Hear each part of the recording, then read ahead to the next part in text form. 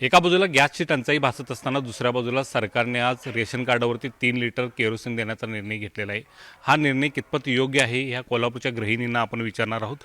आपल्यासोबत कोल्हापूरच्या महिला आहेत, त्यांच्याकडून या संदर्भातली प्रतिक्रिया जाणून घेऊया। खरं तर रेशनवरती आता रॉकेल मिळणार आहे, एका बाजूला गॅस मिळत नाही, दुसऱ्या बाजूला सरकार आता रॉकेल देण्याचा निर्णय घेते, या निर्णयाकडे कसं बघताय?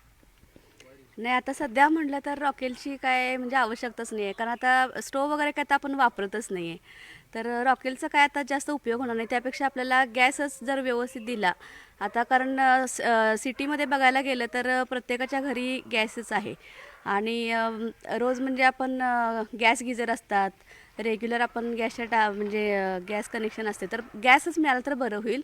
ह्याचा केरोसिनचा आणि रॉकेलचा काय उपयोग होईल असं काय वाटत नाही। तुमच्या काळात तुम्ही रॉकेल वापरत होता, त्यावेळी स्टोव होते, इतर गोष्टी होत्या, आता ते शक्य वाटते?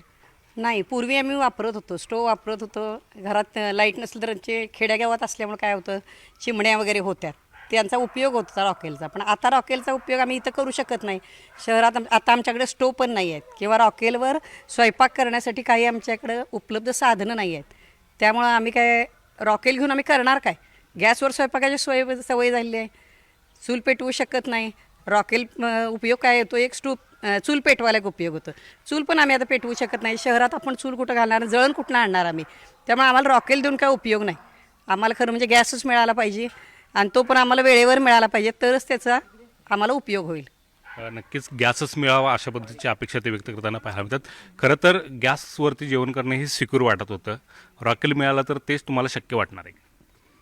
नाही, सध्या गॅसची जास्त गरज आहे,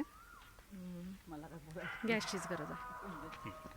मला वाटतं गॅस आपल्याला सगळ्यांना मिळाला पाहिजे, कारण रॉकेल घरी ठेवणं पण तेवढंच रिस्की पण आहे, कारण लहान मुलं वगैरे पण घरी असतात, त्यामुळं घरी चूल पेटवणं पण काही शक्य नाही, कारण अशा ठिकाणी तर लोक राहतात की जिथं चूल पेटवायला अलाउड पण नाही आहे, त्यामुळे गॅसच मिळू दे असं। तुमची काय भूमिका आहे याच्यावरती? आता गॅसच पाहिजे आम्हाला, रॉकेलचं म्हणजे मिळतच नाही रॉकेल। त्यात आता आणि सरकार देतो म्हणते 3 लिटर, देतो म्हटलं तरी पण लहान पोरं हे एवढे असलं तर मग काय ते उपयोग नाही ना, गॅस असलेलंच परवडतंय आम्हाला। नक्कीच गॅस मिळावा अशी अपेक्षा व्यक्त करतात।